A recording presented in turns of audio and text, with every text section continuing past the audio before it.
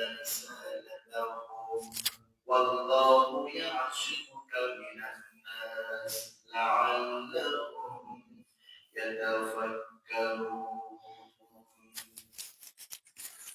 আলহামদুলিল্লাহ আল্লাহ রাব্বুল আলামিনের উপর লাখ শুকরিয়া যে আল্লাহ রাব্বুল আলামিন আমাদেরকে দুনিয়ার যাবতীয় অন্যায় ফাহিশা কাজ থেকে বিরত রেখে সকল ইসলাম বিরোধী কাজ থেকে বিরত রেখে যে মহান রব সুবহানাহু ওয়া তাআলা আমাদেরকে এখানে আসার এবং বসার তৌফিক দান করলেন। যে আল্লাহ রাব্বুল আলামিনের অশেষ রহমতের মাধ্যমে আমরা এখানে আসতে পেরেছি, সে আল্লাহ রাব্বুল আলামিনের উপরে অন্তরস্থল থেকে শুকর গুজার করি বলি আলহামদুলিল্লাহ। দরুদ ও সালাম বর্ষিত হোক মা আমিনার কলেজার টুকরা নয়নের মণি দোলালে আমিনা শাহে মদিনা হযরতে মুহাম্মদ রাসূলুল্লাহ সাল্লাল্লাহু আলাইহি সাল্লামের উপর আল্লাহুম্মা সাল্লি আলাইহি আল্লাহুম্মা বারিক আলাইহি। আলহামদুলিল্লাহ, আল্লাহ রাব্বুল আলামিনের উপর লাখ কোটি শুকরিয়া যে মহান রব ও রমজান আগে আমাদেরকে এখানে আসার এবং বসার তৌফিক দান করলেন। সামনে রমজান মাস, রমজান মাসের আমাদের জীবনের কিছু কিছু প্রস্তুতি আছে, এই প্রস্তুতিগুলো আমাদেরকে গ্রহণ করা লাগবে। আমরা তো মনে করেন যে কোনো বিষয়ে একটা ব্যবসা করব, ব্যবসার আগে প্রস্তুতি গ্রহণ করি। একটা বিয়ের অনুষ্ঠান করব, অনুষ্ঠানের আগে আমরা প্রস্তুতি গ্রহণ করি। সামনে ঈদ আসে, ঈদের আগে আমরা প্রস্তুতি গ্রহণ করি। ঠিক আল্লাহ রাব্বুল আলামিন রমজান মাস যেহেতু আমাদের জীবনের জন্য নিয়ামত স্বরূপ দিয়েছেন, এই নিয়ামতটা এই জন্য দিয়েছেন যে আমরা যেন রমজান মাসের আগে আমরা প্রস্তুতি গ্রহণ করতে পারি। এখন এই প্রস্তুতি কিভাবে গ্রহণ করতে হবে? আমরা তো 90% মানুষ প্রস্তুতি গ্রহণ করি কি, সামনে রমজান মাস যেন ভালো মন্দ খাওয়া যায়, একটু মাছ মাংস অনেক জিনিস আমরা আগে ভাগে কিনে রাখি। কিন্তু আল্লাহ রাসূল সাল্লাল্লাহু আলাইহি সাল্লাম রমজান মাস যখন আসতো তার 2 মাস আগের থেকে প্রস্তুতি গ্রহণ করত। 2 মাস আগের থেকে প্রস্তুতি গ্রহণ করত। তা রমজান মাস যেহেতু সামনে আমাদেরকে আসতেছে, এই রমজানের আগে আমাদের প্রথম যে প্রস্তুতি গ্রহণ করতে হবে সেটা হচ্ছে পৃথিবীর মায়াটা ত্যাগ করতে হবে। দুনিয়াবি যত কাজ, এই কাজটা কমিয়ে ফেলতে হবে আমাদের জীবন থেকে। সর্বপ্রথম এই প্রস্তুতি গ্রহণ করতে হবে যে দুনিয়াবি যত কাজ আছে এই কাজটা যদি আমরা কমাতে পারি, তাহলে আমরা রমজান মাসে আমরা আমলের মাধ্যমে, ইমানের মাধ্যমে আমরা আমাদের অন্তরটাকে প্রস্তুতি গ্রহণ করতে পারবো। এখন আপনি যদি রমজান মাসে যদি আপনি এখন বর্তমানে যে কাজটা করতেছেন এই কাজটা যদি রমজান মাসেও যদি করে যান, তাহলে আপনি আমল করার সুযোগ পাবেন না। যেমন আল্লাহ রাসূল সাল্লাল্লাহু আলাইহি সাল্লাম বলেছেন, রমজান মাসে প্রতিটা বান্দার আমলকে আল্লাহ রাব্বুল আলামিন 10 গুণ থেকে 700 গুণ পর্যন্ত বাড়িয়ে দেন। সুবহানাল্লাহ। আচ্ছা, আল্লাহ রাব্বুল আলামিন তো একই আমল করতেছি, একটু চুপ করা যাবে। দেখেন বর্তমানে যে আমল করতেছি সেম আমল আমি রমজান মাসেও করব। তাহলে রমজান মাসেও যদি আমি সেম আমল করি, তাহলে আল্লাহ রাব্বুল আলামিন আমার আমলকে বৃদ্ধি করবেন কেন, আর এখন করবেন না কেন? এই জন্য যে রমজান মাস এমন একটি মাস, আল্লাহ রাব্বুল আলামিন বলছেন এই মাসের ভিতরে আমি জান্নাতের দরজাকে খুলে দিই এবং জাহান্নামের দরজা বন্ধ করে দিই। তার মানে আল্লাহ অফার দিচ্ছে, ফ্রিজের মতন অফার, টিভির মতন অফার, বিভিন্ন ফার্নিচারের মতন অফার, যে অমুক দিনের ভিতরে যদি আপনি ফার্নিচারটা যদি কিনতে পারেন, টিভিটা যদি কিনতে পারেন, তাহলে আপনি এই অফার পাবেন। বর্তমানে সিমের অফার দিতেছি, এই সিমটা যদি আজকের ভিতরে যদি কিনতে পারেন, তাহলে এই অফার পাবেন। তার মানে কি, আপনি অফার গ্রহণ করে আপনিও লাভবান হলেন, আর এই আপনার লাভবান হওয়ার কারণে তাদের অফারটা যে কারণের জন্য দিয়েছিল সেটা পূরণ হলো। ঠিক আল্লাহ রাব্বুল আলামিনের প্রতিটা মাস, প্রতিটা দিন, প্রতিটা সেকেন্ড, প্রতিটা সময় একইভাবে কিন্তু রমজান মাসে এমন একটা অফার আল্লাহ রাব্বুল আলামিন দিয়েছেন যে বান্দা, রমজানের আগে 11টি মাস তুমি যে আমল করেছো, যে সওয়াব পেয়েছো, এই মাসটা তুমি যদি সেই আমলই করো, আমি তোমার দ্বিগুণ থেকে দ্বিগুণ বাড়িয়ে দিব। সুবহানাল্লাহ। 10 থেকে 70 গুণ মানে কি? তার মানে আল্লাহ চাচ্ছে কি, যে 11টি মাসে যে তুমি অন্যায় কাজ করেছো, 11টি মাসে যে পাপ কাজ করেছো, এই একটা মাসে তুমি নিজেকে পবিত্রতা অর্জন করার জন্য নিজেকে মানে পরিবর্তন করেন। এই জন্য রমজান মাস আসার আগে আমাদের প্রথম যে কাজটা করতে হবে সেটা হচ্ছে দুনিয়াবি যত কাজ, এটা আগে আমাদের সেরে ফেলতে হবে। আর রমজান মাসের আমাদের একটা নিয়ত থাকবে, দুনিয়াবি কাজটা আমরা কম করে করব। 2 নম্বর, রমজান আগে আমাদের প্রস্তুতি গ্রহণ করার 2 নম্বর যেটা করতে হবে সেটা হচ্ছে আমাদের 24 ঘন্টার একটি রুটিন করতে হবে। 24 ঘন্টার একটি রুটিন করতে হবে, যে ফজরের পরে আমি কি করব, তারপরে আমি কি করবো, মানে ফজর থেকে একেবারে তারাবির সালাত পর্যন্ত বা সাহারি থেকে ইফতার পর্যন্ত আমার জীবনের একটি রুটিন হোক। 11টি মাস তো ইনকামই করলাম, 11টি মাস তো আমি দুনিয়ার পিছনেই ছুটলাম, 11টি মাস তো আমি আমার বিবি বাচ্চার পিছনে সময় দিলাম, 11টি মাস তো আমি আমার চাকরি ব্যবসার পিছনে সময় দিলাম। অন্তত একটা মাস আমি আমার অন্তর পরিষ্কার করার জন্য সময় দিই, একটি মাস অন্তত আমি জান্নাতে যাওয়ার জন্য সময় দিই, একটি মাস অন্তত আমলের জন্য সময় দিই। 11টি মাস তো আমি আল্লাহকে সময় দিতে পারলাম না। এই জন্য একটা মাসের ভিতরে কোন টাইমে কি করব, এই রুটিনটা আমাদেরকে লিপিবদ্ধ করতে হবে। এইটা আমাদের দ্বিতীয় কাজ। 3 নম্বর, রমাজান সম্পর্কে, রমাজানের ফজিলাত সম্পর্কে আমাদেরকে আগে জানতে হবে, যে রমাজান মাসের ফজিলাত কি, কোন কাজটা করলে আমার রোজা হালকা হয়ে যাবে, কোন কাজটা করলে আমার রোজা নষ্ট হয়ে যাবে, কোন কাজটা করলে আমি যতই আমল করি না কেন আল্লাহ আমার আমলকে কবুল করবে না। আপনি এই সম্পর্কে আপনাকে আগে জানতে হবে। আমরা ব্যবসা করার আগে ব্যবসা কেমন, এই ব্যবসাটা করলে কি হবে, এটা আমরা কত তদন্ত করি। আমরা যখন মেয়ে বিয়ে দেব বা ছেলে বিয়ে দেব, বিয়ে দেওয়ার সময় আমরা এই ছেলে এবং মেয়ে সম্পর্কে কত তদন্ত করি। বাজারে যখন কোনো কিছু কিনতে যাইবো, কাঁচামাল বা যে কোনো জিনিস কিনতে যাব, এটা ভালো নাকি খারাপ কত তদন্ত করি। কিন্তু যখন রমজান মাস আসে, যখন সলাত আসে, দান আসে, এই দানের ভিতরে, সলাতের ভিতরে, রমজানের ভিতরে কোনটা করলে আমার ক্ষতি হবে, কোনটা করলে আমার জীবন ধ্বংস হবে, কোনটা করলে আমার উন্নতি হবে, এইটা আমরা 90% বিবেচনা করতে পারি না। এই জন্য আমাদের এই প্রস্তুতি আগে গ্রহণ করতে হবে। আমাদের রমজান মাসের ফজিলাত সম্পর্কে এইটা আগে আমাদেরকে গ্রহণ করতে হবে। যেমন আল্লাহ রাসূল সাল্লাল্লাহু আলাইহি সাল্লাম যখন রমজান মাস আসতো, তখন তিনি একদিন মেম্বারের উপর দাঁড়িয়ে গেলেন। দাঁড়ানোর পরে আমরা এটা জানি 3বার আমিন বললেন। আমিন বলার পরে লাইফটা থাক 3বার আমিন বললেন। আমিন তিনি 3বার আমিন বললেন। তখন সাহাবীরা বললেন, রাসূলুল্লাহ, হাবিব আল্লাহ, আপনি 3বার আমিন বললেন, এর কারণটা কি? তখন আল্লাহ রাসূল বলছেন, জিবরিল আলাইহিস সালাম আসলেন, আসার পরে 3 শ্রেণীর ব্যক্তির জন্য দোয়া করলেন। তার প্রথম নম্বর, কোন ব্যক্তির জীবন দশায় যদি বৃদ্ধ পিতামাতা পায়, আর এই বৃদ্ধ পিতামাতা পাওয়ার পরে তাদের একজন বা দুইজনকে খেদমত করে ভালোবেসে যদি তাদের সন্তুষ্টি অর্জন যদি না করতে পারে, তাহলে ওই ব্যক্তি পৃথিবীর ভিতরে ধ্বংস হয়ে যাক। তার মানে পৃথিবীর ভিতরে বেঁচে থাকাকালীন কোন মানুষ যদি বৃদ্ধ পিতামাতাকে যদি ভালো না বাসে, তাহলে পৃথিবীর ভিতরে ধ্বংস হবে। 2 নম্বর, আল্লাহ রাসূল বললেন যে আমি আমিন বললাম এই জন্য, জিবরিল আলাইহিস সালাম দোয়া করলেন, কোন ব্যক্তি যদি পৃথিবীর ভিতরে তার রাসূল, তার হাবিবের নাম শোনার সাথে সাথে যদি সাল্লাল্লাহু আলাইহি সাল্লাম যদি না বলে, তাহলে ওই ব্যক্তি পৃথিবীর ভিতরে ধ্বংস হয়ে যায়।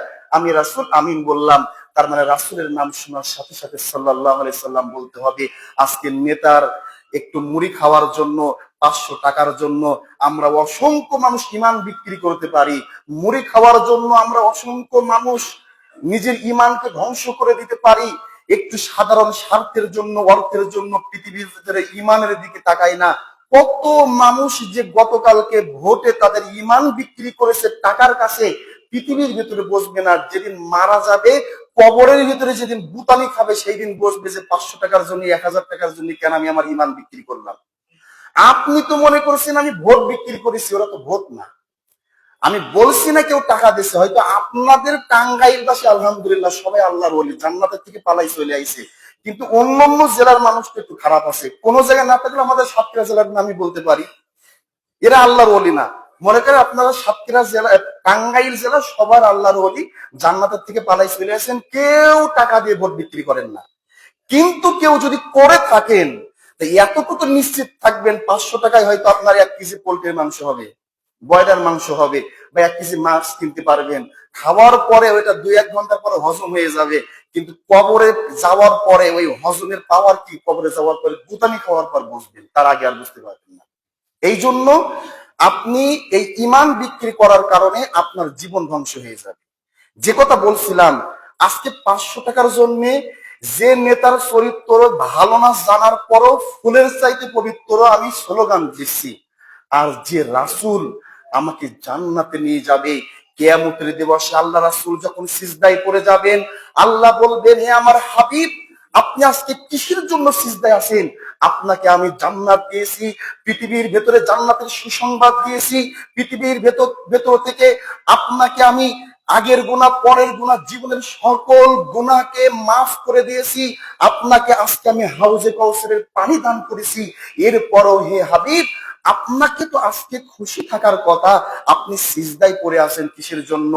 সকল মানুষ নিজের জন্য কাঁদবে, আর সেদিন আমার আপনার নবী হযরতে মুহাম্মদ রাসূলুল্লাহ সাল্লাল্লাহু আলাইহি সাল্লাম তার উম্মতের জন্য কাঁদবে।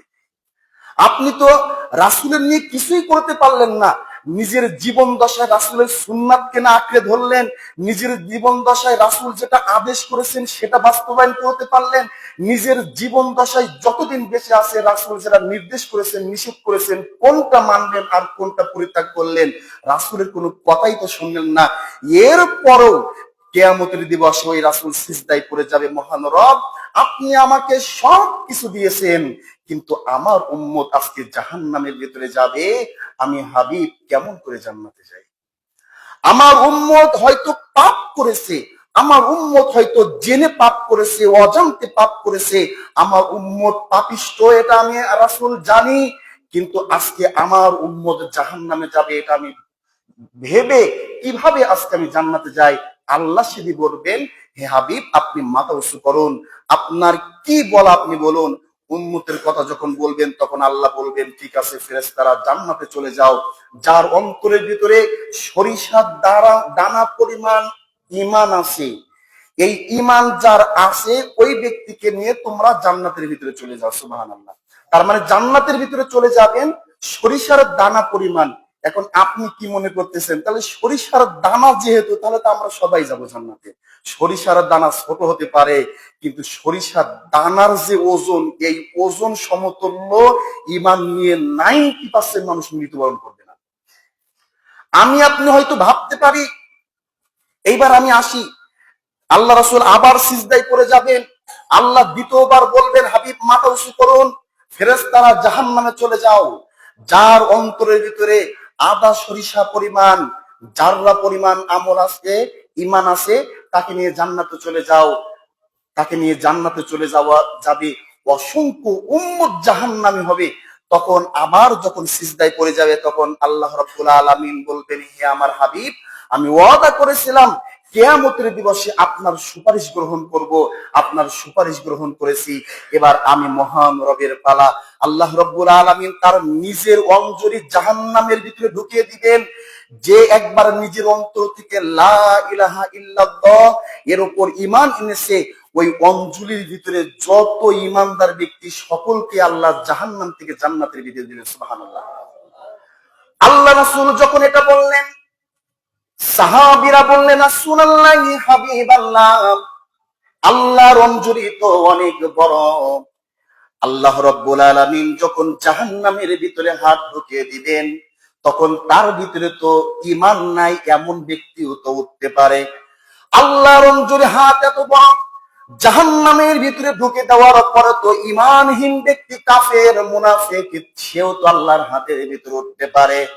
আল্লাহ রাসূল বললেন, সাহাবীরা শুনে রাখো, আল্লাহর অঞ্জলি বড় হতে পারে, কিন্তু ঈমান যার থাকবে না, ওই অঞ্জলির ভিতরে সে উঠতে পারবে না। তার মানে কি, যার ঈমান নেই ওই ব্যক্তি আল্লাহর ওই অঞ্জলির ভিতরে, ওই হাতের ভিতরে উঠতে পারবে না। এখন সর্বশেষ আমি যেটা বুঝাতে চাচ্ছি, যে ব্যক্তির অন্তরের ভিতরে যাররা পরিমাণ ইমান, তার মানে আল্লাহর উপর ইমান এনেছে, জীবনে সলাত আদায় করিনি, ইমান এনেছে জীবনে কোনো কিছু করিনি, তাকে আল্লাহ তুলবে। ইমানটা তো থাকা লাগবে। মনে করেন আপনি ভালো কাজই করেন নাই, কিন্তু আপনার অন্তরের ভিতরে তো ইমান আছে, এতটুকু ইমান নিয়ে তো আপনি মৃত্যুবরণ করবেন। তা কে বলতে পারবে যে বুকে হাত দিয়ে আমি যদি এখনই মারা যাই, আমার বিশ্বাস আমার ইমান আছে, আর আমল নিয়ে না, আমার ইমান নিয়ে আমি কিয়ামতের দিবসে জাহান্নাম থেকে মুক্তি পাবো। 90% মানুষ ওই দিন ইমান নিয়েও জান্নাতের ভেতরে প্রবেশ করতে পারবে না। এই কারণের জন্য বন্ধুগণ আমার, যে রাসূল আমাদের জন্য এত কিছু করবেন, ওই রাসূলের নাম শোনার সাথে সাথে যদি সাল্লাল্লাহু আলাইহি সাল্লাম যদি না বলি, আমরা পৃথিবীর ভিতরে ধ্বংস হয়ে যাবে, এটা চূড়ান্ত। তৃতীয় নম্বর, আল্লাহ রাসূল সাল্লাল্লাহু আলাইহি সাল্লাম আমিন বললেন। যে ব্যক্তি রমজান মাস পাইলো, পাওয়ার পরেও ইমান পরিবর্তন করতে পারলো না, পূর্বে যেটা করতো সেটা থেকে পরিবর্তন হয়ে ফিরে আসতে পারলো না, পূর্বে সুদ খাইতো, পূর্বে ঘুষ খাইতো, হারাম পর্যন্ত করতো, নেশা করতো, বেপরদায় চলতো, যত অন্যায় কাজ আসে সেই অন্যায় কাজগুলো করতো, রমজান মাস আসার আগে পরিবর্তন হতে পারলো না, ওই ব্যক্তি ধ্বংস হয়ে যায়। তার মানে এইবার আমি আসি, আমি আপনাদের বিপক্ষে কারোর বিপক্ষে কথা বলছি না। আপনি বর্তমানে হারাম উপার্জন করছেন, কিন্তু এই হারাম উপার্জনের ধারাবাহিকতা যদি আপনার রমজান মাসেও চলে যায়, তাহলে আপনার রোজা থাকা আর না থাকা আল্লাহর কাছে কোনো যায় আসে না। আপনি এখন নেশা করছেন, এখন আপনি সেই সময় যদি মনে করেন যে সারাদিন আর করব না, কিন্তু সুখ টান্ডা মাগরিবের পরে দেব, তাহলে আপনার রোজা থাকার না থাকা আল্লাহর কাছে কোনো যায় আসে না। আপনি এখন বেপরদায় চলছেন, এই বেপরদায় চলার কারণে আপনি যদি মনে করেন এটা আমার জন্য গুনাহ হচ্ছে, আর এই গুনার কাজটাও যদি রমজান মাসেও যদি সমতুল্য ভাবে যদি আপনি করেন, তাহলে এতটুকু নিশ্চিত থাকেন আপনার রোজা আপনার জীবনের কোনো কল্যাণ নিয়ে আসতে পারবে না। তার মানে কি, 11টি মাসের অন্যায় পাপটাকে যদি পরিবর্তন না হয়, তাহলে ওই ব্যক্তির রোজা থেকে কোনো লাভ না, ওর চাইতে আপনি ওইভাবে কাজ করে যান। মানে রমজান মাসের আগে মানুষ পাপ করে প্রকাশ্যে, আর রমজান মাসে মানুষ পাপ করে পর্দার ভিতরে। ওই যে ব্যক্তি নেশা করে, সারাদিন করতে পারে না, একটু ইফতারির পরে যদি একটু সুখটান না দায়ী হতে পারে না, রমজান মাসে যে নারী বেপরদায় থাকে, রমজান মাসে সিস্টেমে হয়তো বেপরদায় থাকে না, কিন্তু সিস্টেমে বেপরদা হয়ে যায়। নারীদের কণ্ঠটাই তো পর্দা, আপনি কি মনে করতেছেন? আর আপনি সেখানে মুখ বাহির করবেন, আপনি সেখানে 3 পিস করে নির্লজ্জতার মতন চলবেন, শাড়ি পরে নির্লজ্জতার মতন চলবেন, বরকা পরেছেন, কিন্তু এমন বরকা যে বরকা পরার পরও ছেলেদের আকৃষ্ট হয়। এইটা যদি মনে করেন যে আপনার জন্য পাপ হচ্ছে না, তাহলে যায়। আর যদি পাপ হয়, তাহলে রমজান মাসটা অন্তত এই জিনিসগুলো বাদ দিয়ে দিতে হবে। সেটা যেই হোক, প্রতিটা মানুষকে পরিবর্তন হতে হবে। এই জন্য রমজান মাস পাওয়ার পরও যদি পরিবর্তন না হতে পারি, ওই ব্যক্তি নিশ্চিত ধ্বংস হয়ে যাবে। তারপরে 4র্থ নম্বর, আল্লাহ রাসূল সাল্লাল্লাহু আলাইহি সাল্লাম বলছেন যে রমজান মাসের আগে আমাদেরকে আল্লাহর কাছে তাওবা ইস্তিগফার করতে হবে। তাওবা ইস্তেগফার করতে হবে। কেন? যে আল্লাহ, আমি 11টি মাস অনেক অন্যায় কাজ করে ফেলেছি, 11টি মাস অনেক পাপ কাজ করে ফেলেছি, কিন্তু নিয়াত করেছি রমজান মাস থেকে আমি ভালো হওয়ার চেষ্টা করব। রমজান মাস থেকে ভালো হওয়ার চেষ্টা করব। 11টি মাসের জন্য আপনি এই প্রস্তুতিটা গ্রহণ করে আল্লাহর কাছে তাওবা করুন। তাওবা করে রমজান মাস থেকেই আপনি নিজে শুরু করুন। দেখবেন পূর্বের পাপগুলাই যদি আল্লাহ ক্ষমা করে, তাহলে রমজান মাসটা আপনার জীবনের জন্য হেদায়েত হয়ে যাবে। এটা তো আমি প্রায় বলি যে আপনি অন্যায় করেছেন, ঠিক আছে, একবার কি আস্তাগফিরুল্লাহ বলতে পারবেন না? একবার কি বলতে পারবেন না বাংলায় যে আল্লাহ আপনি আমাকে ক্ষমা করুন? আচ্ছা, এতটুকু বলার পরেও যদি আল্লাহ ক্ষমা না করে, কিয়ামতের দিবসে তো আমি আপনি আল্লাহর কাছে বলতে পারবো যে আল্লাহ আমি পাপ করেছিলাম, ক্ষমা চেয়েছি, আপনি ক্ষমা করলেন না কেন? এতটুকু তো বলতে পারবো যে আল্লাহ আপনি তো বলেছিলেন আমার বান্দা যদি তাওবা করে আমি তাকে ক্ষমা করব, আমি তো তাওবা করেছিলাম, হয়তো পরে পাপ করেছি, কিন্তু তাওবা করলে তো আপনি আমাকে ক্ষমা করেন। আমি তাওবা করেছিলাম, আপনি কেন ক্ষমা করলেন না? আরে তাওবা করে তো দেখেন, আপনি যে ক্ষমা করবে কি না করবে এটা তো পরের বিষয়। আল্লাহ তো এমনও হতে পারে যে একবার আস্তাগফিরুল্লাহ বলার কারণে আপনার 30 বছর, 40 বছর, 50 বছরের যত পাপ, জঘন্যতম পাপগুলা আল্লাহ নিমিষেই ক্ষমা করে দিয়েছে। সুবহানাল্লাহ। এই জন্য আমরা জীবনের কত প্রস্তুতি গ্রহণ করি, কিন্তু আমাদের জীবনের মেন যে প্রস্তুতি এটা গ্রহণ করতে পারি না। যেমন এই যে মাসটা, 11টি মাসের ভিতরে সবচাইতে নির্লজ্জতম মাস, যেটা নিকৃষ্ট জাতি মুসলমান এবং অন্যান্য জাতির সাথে তুলনা করে নিকৃষ্টতম মাসটা হচ্ছে ফেব্রুয়ারি মাস। এই ফেব্রুয়ারি মাসে আমরা কত প্রস্তুতি গ্রহণ করি, হয়তো আপনাদের এলাকার কোনো ব্যক্তি করে না, কোনো স্টুডেন্ট করে না, কোনো যুবক যুবতী করে না, কিন্তু অন্য জায়গায় তো এটা করে। রমজানের আগে আমাদের কোনো প্রস্তুতি নাই যে রমজান মাসে একটা মাস কিভাবে করব। কিন্তু দেখেন আপনার বাসার মেয়ে, দেখেন সেই 7 তারিখ থেকে প্রস্তুতি গ্রহণ করতেছে যে 14 তারিখে আমি কি করব। আপনার বাসার ছেলে দেখেন গোপনে 7 তারিখ থেকে অলরেডি প্রস্তুতি গ্রহণ করতেছে যে আমি 14 তারিখে কি করব। যেমন 7 তারিখে আপনার মেয়ে, আপনার ছেলে প্রস্তুতি গ্রহণ করেছে, 7 তারিখ হচ্ছে রোজ ডে, আজকে গোলাপ দিবস, আমার প্রিয়জন বা আমার গার্লফ্রেন্ড বয়ফ্রেন্ড তাকে আজকে আমি একটা ফুল দিয়ে গ্রহণ করব। হয়তো আপনি জানেন না, আপনার অজান্তে আপনার ছেলে মেয়ে এই 14 ফেব্রুয়ারি পালন করার জন্য মোবাইলে মেসেজ দিচ্ছে, চ্যাট করতেছে, কিভাবে বাসা থেকে ফাঁকি দিয়ে একটু ভালোবাসা গ্রহণ করা যায়, ভালোবাসা আদান প্রদান করা যায়। আপনার অজান্তে আপনার ছেলে মেয়ে এটা গোপনে করতেছে, এটা আপনি নিজেও জানেন না। আপনি স্বামী, আপনি স্ত্রী, দুইজন মনে করেন হজ করে আইছেন বা দুইজন 5 ওয়াক্ত সালাত আদায় করেন। আপনি চেয়েছেন কি যে আপনি 5 ওয়াক্ত সালাত আদায় করেন, আপনার মেয়েকে টাচ ফোন কিনে দিয়েছেন। আপনি 5 ওয়াক্ত সালাত আদায় করেন, ছেলেকে টাচ ফোন কিনে দিয়েছেন। আপনার আমল ঠিকই হচ্ছে সালাত আদায় করার কারণে, কিন্তু আপনি যে আপনার মেয়েকে, আপনার ছেলেকে যে টাচ ফোন কিনে দিলেন, সে যে গোপনে যে পাপ কাজটা করতেছে, আপনার অজান্তেও আপনার অ্যাকাউন্টে আপনার মেয়ে এবং আপনার ছেলের পাপটা আপনাদের আমল নামায় ঢুকে যাচ্ছে, আপনি নিজেও জানেন না। কিয়ামতের দিবসে যেদিন উঠবেন সেদিন বলবেন, আল্লাহ আমি তো এতগুলো পাপ তো করি নাই, আমার বয়স এখন 60 বছর, 70 বছর, এই বয়সে আপনি 14 ফেব্রুয়ারির এই জঘন্যতম পাপটা আপনি আমার আমল নামায় কিভাবে দিলেন? আমার বয়স 80 বছর, 90 বছর, বৃদ্ধ বয়সে এই পাপ কেমন করে করলাম? তখন আল্লাহ বলবে, বান্দা তুই তো করিস নাই, কিন্তু তোর বয়স যখন 60 বছর, 70 বছর, 80 বছর, 90 বছর বেঁচে ছিল ঠিক আছে, কিন্তু তোর মেয়ে, তোর ছেলে যে পাপ গুলা করেছিল, সেই পাপের ভাগিদার তো তোর হওয়া লাগবে। এই কারণের জন্য 7 ফেব্রুয়ারি সর্বপ্রথম প্রস্তুতি নেয় কিভাবে? রোজ দিয়ে, গোলাপ দিয়ে ভালোবাসাটা গ্রহণ করে। তারপর 8 ফেব্রুয়ারি প্রপোজ করে, প্রপোজ ডে। এদিন হচ্ছে মানুষ প্রস্তাব দেয় যে আমি তোমাকে ভালোবাসি, ছেলে হোক মেয়ে হোক ভালোবাসি, এটা হচ্ছে আদান প্রদান করে। 9 ফেব্রুয়ারি হচ্ছে চকলেট ডে, মানে এইবার কিছুটা জিনিসটা তাকে গিফট করার লেভেলে চলে যায়। চকলেট ডে, ছেলে মেয়েকে চকলেট দেয়, মেয়ে ছেলেকে চকলেট দেয়, এমন করে 9 ফেব্রুয়ারিটা চলে। 10 ফেব্রুয়ারি হচ্ছে টেডি ডে। তারপরে 11 ফেব্রুয়ারি প্রমিস ডে, প্রতিশ্রুতি দেওয়া লাগে যে তুমি আমার ছাড়া বাঁচবে না, আমি তোমার ছাড়া বাঁচবো না, নিশ্চিত থাকো তোমার পিতামাতা যদি রাজি নাও হয় তোমাকে নিয়ে আমি সংসার করব। এমন প্রতিশ্রুতিটা আমাদের মেয়ে এবং ছেলেরা 11 ফেব্রুয়ারিতে দিয়ে থাকে। এবং 12 ফেব্রুয়ারি যখন প্রতিশ্রুতিটা গ্রহণ হয়ে যায়, তখন হাঁকবে জড়ানো দিবস। এই দিবসটা দেখেন কিভাবে তারা আদান প্রদান করতেছে, একজন অন্যজনের কাছাকাছি চলে আসতেছে। 13 ফেব্রুয়ারি তখন চলে যায় কিস ডে, এটা বাস্তবে ঘটতেছে। তাহলে প্রথম দিল গোলাপ ফুল, তারপরে তাকে প্রস্তাব দিল, তারপরে তাকে প্রতিশ্রুতি দিল, তারপরে তাকে চকলেট দিল, দেওয়ার পরে তাকে কাছে আসার জন্য তাকে জড়িয়ে ধরলো, তারপরে কিস দিল। 14 ফেব্রুয়ারি যখন আসে তখন ভ্যালেন্টাইন ডে, তাদের ভালোবাসাটা দিবস আদান প্রদান শুরু করে দেয়।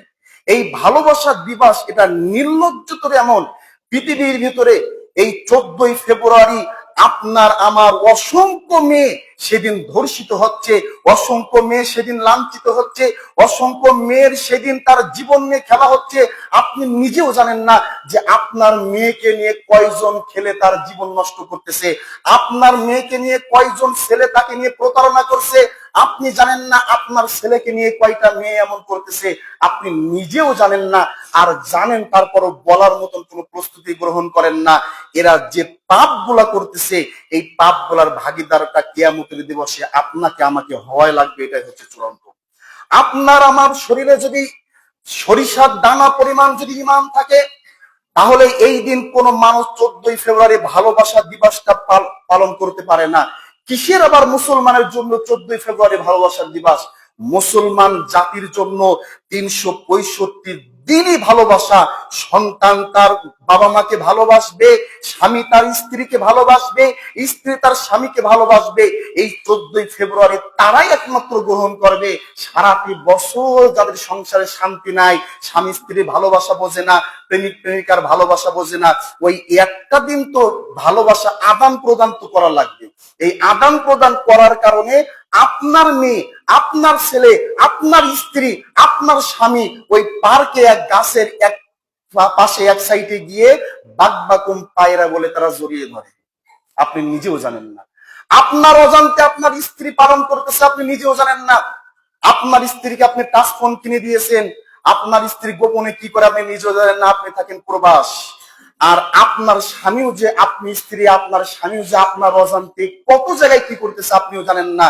এই জন্য টাচ ফোন জীবনটা আজকে 90% মানুষকে ধ্বংস করে দিয়েছে। কারণ ভালোবাসাটা কিসের জন্য? ভালোবাসা মুসলমানের জন্য সন্তান তার পিতা, যেমন আল্লাহ রাব্বুল আলামিন বলছেন, লাইসা মিন্না মাল্লাম ইয়ারহাম সগীরানা ওয়া ইউওয়াক্কির কাবীরানা ফালাইসা বিন্নার। যে ব্যক্তি বড়দের সম্মান করতে পারে না, যে ব্যক্তি ছোটদের স্নেহ করতে পারে না, সে হচ্ছে আমার অন্তর্ভুক্ত না, সে আমার উম্মত না, সে আমার দলভুক্ত না। তাহলে ভালো করে বুঝেন ভালোবাসাটা কেমন। বড়রা ছোটদেরকে ভালোবাসবে, ছোটরা বড়দেরকে ভালোবাসবে। তাহলে ভালোবাসাটা যদি সারাটা বছরে যদি থাকে, তাহলে আজকে আমরা কিসের জন্য এই ভালোবাসা দিবসটা পালন করব? এটা শুধু স্টুডেন্ট না, অনেক বড় মানুষ আছে, অনেক বড় মানুষ ওই দিন দেখা যাবে কত ভালোবাসা পালন করে। এখন যদি মনে করেন যে ভালোবাসা এদিকে কেউ পালন করে না, তাহলে টাঙ্গাইলের এত ফুল চাই কোথায়? আপনি যদি মনে করেন আপনার মেয়ে ভালোবাসা পালন করবে না, আপনার ছেলে পালন করবে না, আপনার স্ত্রী আপনার স্বামী ভালোবাসা দিবস পালন করবে না, তাহলে টাঙ্গাইলের এত ফুল যায় কোথায়? এত ফুল কোথায় চলে যায়? এই জন্য এই জিনিসগুলা থেকে বাঁচতে হবে। অনেক সময় আমার বড় ভয় হয়, আল্লাহ তো 99টা রহমত তার কাছে রেখেছে, আর একটা মাত্র রহমত দিয়ে, দয়া দিয়ে বান্দাকে সৃষ্টি করেছে। তাহলে একটা দয়ার পাওয়ার যদি এমন হয় যে স্বামী থাকা সত্ত্বেও স্ত্রী পরকিয়া করবে, স্ত্রী থাকা সত্ত্বেও স্বামী পরকিয়া করবে, একটা দয়ার পাওয়ার যদি এমন হয়, আল্লাহ যদি 99টা থেকে বাদ দিয়ে যদি 20টা দয়া যদি মানব জাতির উপর দিত, তাহলে কিরা তো 365 দিনই 14 ফেব্রুয়ারি পালন করত। এই কারণের জন্য আল্লাহ একটা দয়া দিয়ে বান্দাকে পরীক্ষা করেছে যে বান্দা তোমার ইমানটা কতটুকু, এটা আমাদেরকে বুঝতে হবে। আজকে 90% মানুষের সংসারের ভিতরে শান্তি নাই, শুধু একমাত্র ফোনের কারণে। একটা জিনিস মনে রাখবেন, প্রতিটা স্ত্রীর কাছে দুইটা জিনিস চাইতে হয়। আল্লাহ রাসূল সাল্লাল্লাহু আলাইহি সাল্লাম বলছেন যে স্ত্রীর কাছে দুইটা জিনিস চাইতে হয়। তার প্রথম নম্বর হচ্ছে মুহাব্বত, আর দ্বিতীয় নম্বর হচ্ছে দয়া মায়া। আপনি আপনার স্ত্রীকে মোহাব্বতের সহিত তার সাথে কথা বলতে পারেন। আমরা তো মনে করেন ব্যবসা করে এসে, চাকরি করে এসে যখন বাসাতে আসি, স্ত্রীকে আর স্ত্রী মনে করতে পারি না। মানে এমন ভাবে তাদের সাথে নোংরা ভাষায় কথা বলি, স্ত্রীর মাথাটাও রাগ হয়ে যায়। আবার অনেক স্ত্রীরা স্বামীদের সাথে খারাপ ব্যবহার করে। এই জন্য সংসার সুখী একমাত্র মুহাব্বত এবং দয়া মায়া ছাড়া কোনো সংসার কখনোর জন্য সুখী হতে পারে না। এই কারণের জন্য আমাদেরকে এই জিনিসগুলা থেকে অবশ্যই বুঝতে হবে। কারণ একটা জিনিস মনে রাখবেন, পৃথিবীর ভেতরে স্বামী স্ত্রী এমন একটি জিনিস, আল্লাহ রাসূল সাল্লাল্লাহু আলাইহি সাল্লাম বলেছেন, কোন যুবক যুবতীর যদি প্রাপ্য বয়স হয়ে যায়, তাহলে তারা বিবাহ বন্ধনে আবদ্ধ থাকুক, আর সেটা যদি না পারে তাহলে সে সিয়াম পালন করুক। তার মানে সুখ এবং ঈমান টিকে রাখার জন্য বিয়ের বিকল্প কোনো কিছু নয়। তাই তো মেয়ে মানুষ, মহিলা মানুষ এমন একটি দামি মানুষ, পৃথিবীর ভিতরে আল্লাহ রাব্বুল আলামিন নারীর ভিতরে এমন একটি জিনিস রেখেছেন যে নারী ছাড়া অন্য কোথাও এই তৃপ্তি পাওয়া যাবে না। পৃথিবীর ভেতরে কোথাও এমন তৃপ্তি নাই যে তৃপ্তিটা নারী ছাড়া পাওয়া যাবে, সেটা হচ্ছে নিজের স্ত্রী। আপনি পৃথিবীর কোন বিছানায় সুখ শান্তি হতে পারে না যেটা নিজের নারীর কাছে হতে পারে। পৃথিবীর এমন কোন খাদ্য নাই যে খাদ্য তৃপ্তি হতে পারে যেটা নিজের নারীর খাদ্যের ভেতরে থাকতে পারে। পৃথিবীর এমন কোন ব্যবস্থাপনা নাই, এমন কোন জায়গা নাই যেখানে শান্তি আছে নিজের স্ত্রীর চাইতেও। কারণ আপনি নিজের স্ত্রী ছাড়া পৃথিবীর যে জায়গায় শান্তি খুঁজবেন মনে করবেন সেখানে আল্লাহ রাব্বুল আলামিনের গজব নাজির হয়ে যাবে। এই কারণের জন্য আল্লাহ রাব্বুল আলামিন এই কথাই বলছেন সূরাতুর রুমের 21 নম্বর আয়াতের ভিতরে বলছেন, ওয়ামিন আয়াতিহি আন খালাকালাকুম মিন আনফুসিকুম আজওয়াজান লিতাসকুনু ইলাইহা ওয়া জাআলা বাইনাকুম মাওয়াদ্দাতাও ওয়া রাহমা। আল্লাহ রাব্বুল আলামিন বলেন, হে আমার বান্দা, তোমাদের শান্তি তৃপ্তির জন্য তোমাদের স্ত্রীদেরকে তোমাদের জন্য দিয়ে দিয়েছি। স্ত্রীর ভেতরেই আছে তোমাদের ভালোবাসা, স্বামীর ভিতরেই আছে তোমাদের ভালোবাসা। এই ভালোবাসা নিয়েই তোমরা পৃথিবীর ভেতরে একমাত্র শান্তিতে থাকতে পারবে।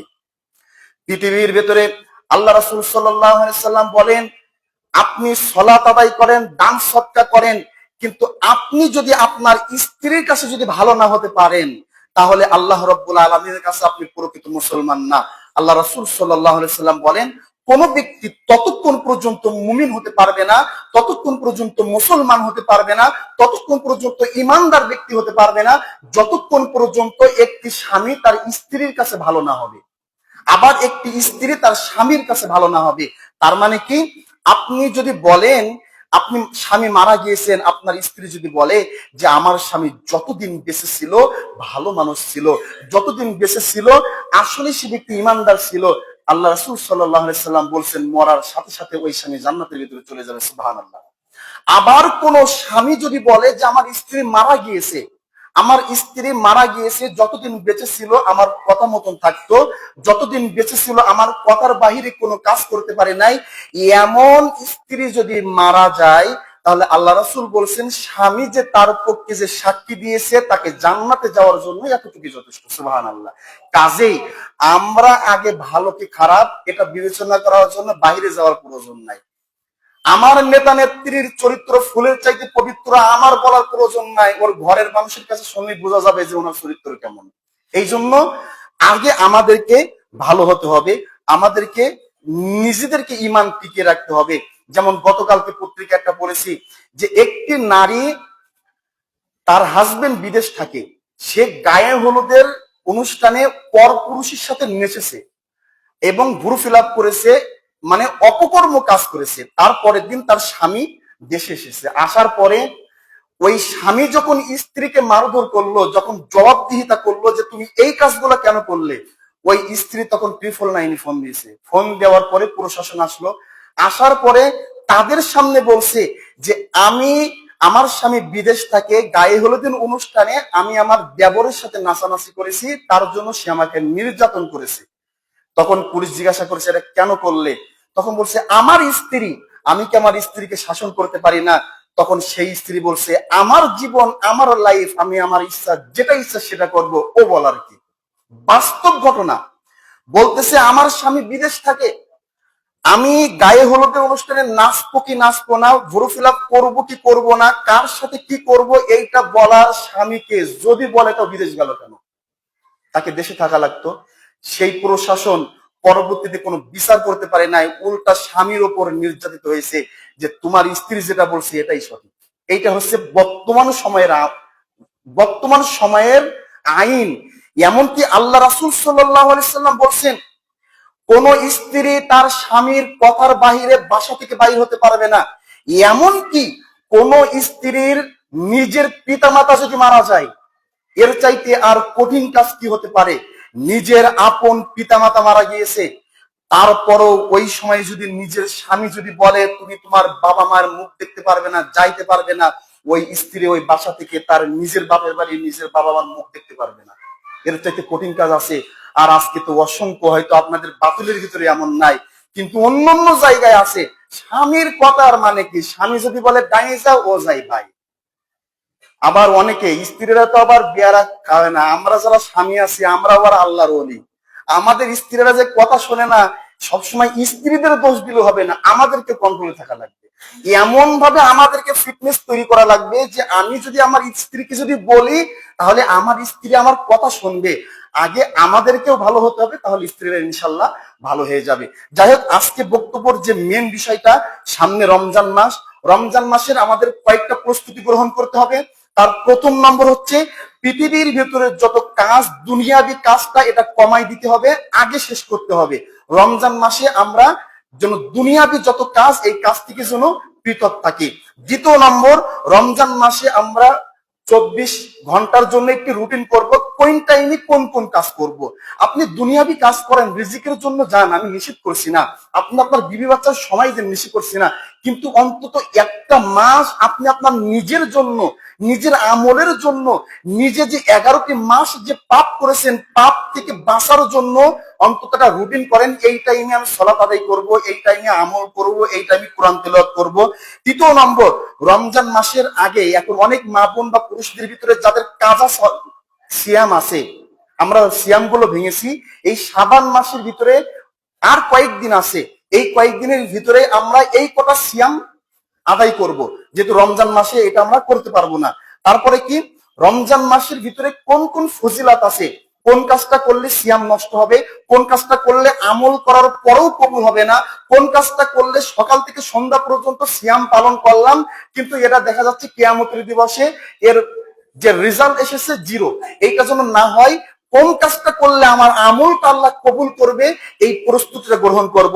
সর্বশেষ যেটা, সেটা হচ্ছে 11টি মাস তো আমরা অন্যায় কাজ করেছি। অন্যায় করি নাই এমন কেউ না। রমজান মাস আসার আগে আমরা বেশি বেশি করে তাওবা ইস্তিগফার করব। আল্লাহ, অন্যায় করেছি, গত বছর কতজনকে পেয়েছিলাম, আমরা আজকে তাদেরকে হারিয়েছি। আগামী রমজান পাবো কিনা জানি না, কিন্তু রমজান মাসে তো আপনি এমন আমল দেন, এমন আমল দেন, এত বেশি দেন, যে রমজান মাসে যদি কোনো ব্যক্তি যদি সোয়াবের আশায় যদি আমল করার চেষ্টা করে, 40 বছর 50 বছরও আপনি যে আমল করে সোয়াব পান নাই, একটি মাস যদি নিয়াতকে ঠিক রাখে যদি আমল করেন, 40 বছর 50 বছরের যত ঘাটতি আছে আল্লাহ রাব্বুল আলামিন এক মাসে পূরণ করে দেবেন। সুবহানাল্লাহ। এই জন্য আমাদের তাওবা গ্রহণ করতে হবে। আল্লাহ রাব্বুল আলামিন যেন আমাদেরকে এই সকল বিষয়ের উপর ঈমান এবং আমল করার তৌফিক আমাকে এবং আপনাদের সবাইকে যেন দান করেন। সবাই বলেন আল্লাহুম্মা আমিন। বারাকাল্লাহু লানা ওয়া লাকুম ওয়া লিসাইরিল মুমিনিন।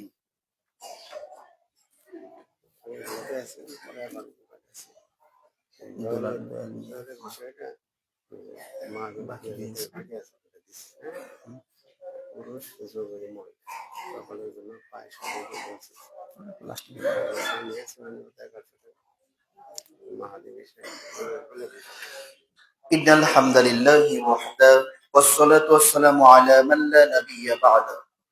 আউযু বিল্লাহি মিনাশ শাইতানির রাজীম। বিসমিল্লাহির রহমানির রহিম। ইন্নাল্লাহা ওয়া মালাইকাতাহু ইউসাল্লুনা আলান নাবী ইয়া আইয়ুহাল্লাযীনা আমানু সাল্লু আলাইহি ওয়া সাল্লিমু তাসলিমা। আল্লাহুম্মা সাল্লি আলা মুহাম্মাদ ওয়া আলা আলি মুহাম্মাদ কামা সাল্লাইতা আলা ইব্রাহিম ওয়া আলা আলি ইব্রাহিম ইন্নাকা হামিদুম মাজিদ। اللهم بارك على محمد وعلى آل محمد كما باركت على إبراهيم وعلى آل إبراهيم إنك حميد مجيد. ربنا ظلمنا أنفسنا وإن لم تغفر لنا وترحمنا لنكونن من الخاسرين. আল্লাহ তাআলা, আমরা কয়েকজন গুনাহগার বান্দা এবং বান্দি জুমার কিছু বারের পরে তোমার কাছে ক্ষমা প্রার্থনা করি। মাবুদ, গুনাহ করতে করতে পাহাড় সমতুল্য করে ফেলেছি। পৃথিবীর কোন মানুষের তুমি শক্তি দাও নাই নিজে অন্যায় করে নিজের পাপটাকে নিজে ক্ষমা করে নিবে। আয় আল্লাহ তাআলা, জীবনে কত না পাপ করেছি। আমি পাপ করেছি, আমার স্ত্রী জানে না, আমার স্ত্রী পাপ করেছে আমি জানি না, জীবনে রাতের অন্ধকারে কতই না পাপ করেছি পৃথিবীর কোনো মানুষ জানে না। জীবনে কতই না অন্যায় করেছি, একমাত্র তোমার ভিতরে আমার ভিতরে সীমাবদ্ধ মাবুদ।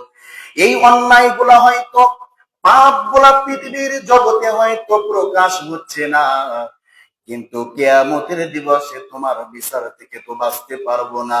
সেদিন যদি আমার অন্যায় আমার পাপটাকে যদি প্রকাশ হয়ে যায়, তাহলে আমার জন্য জাহান্নাম ছাড়া আর কোনো কিছুই হবে না। দয়া করে মেহেরবান করে আয় আল্লাহ তাআলা আমার পাপের দিকে না তাকায়া তুমি তোমার রহমতের মাধ্যমে আমার তামাম জিন্দেগি